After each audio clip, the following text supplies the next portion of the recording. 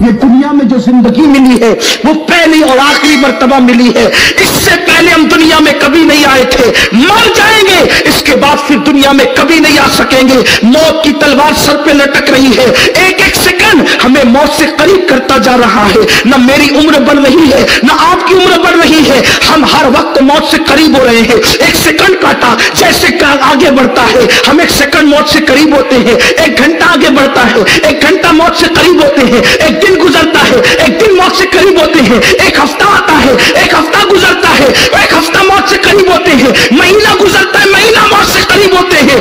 اب زندگی نہیں بڑھ رہی ہے میرے بھائیوں، زندگی ختم ہو رہی ہے، زندگی پگھلنے والے برف کی طرح ہے۔ مت عیاشیوں میں جاؤ، گیم کھیلنے میں وقت برباد مت کرو۔ ارے جتنا ٹائم تم گیم کھیلنے میں برباد کرو گے، اگر تم اتنی دیر تک درود شریف پڑھو گے تو پتہ نہیں کتنے ہزاروں درود پڑھ لو گے۔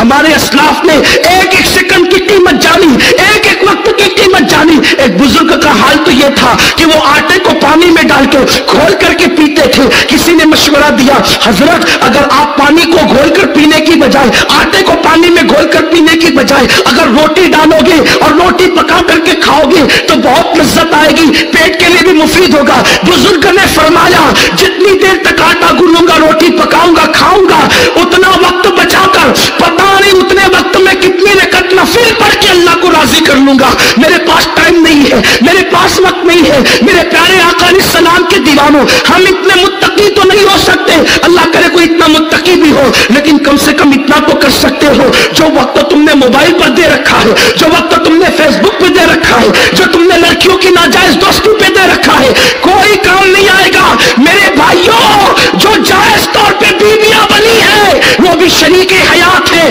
مرنے کے بعد ان سے رشتے ٹوٹ جائیں گے تو یہ ناجائز رشتے کب باقی رہیں گے؟ عیاشیاں مت کرو، مت اللہ کے غضب کو چیلنج کرو، اللہ کے غضب کو چیلنج مت کرو۔ دولت کی بنیاد پر عیاشی مت کرو، جوانی کی طاقت کی بنیاد پر عیاشی مت کرو۔ جو اللہ طاقت اور قوت دینا جانتا ہے وہ اللہ طاقت و قوت چھیننا بھی جانتا ہے۔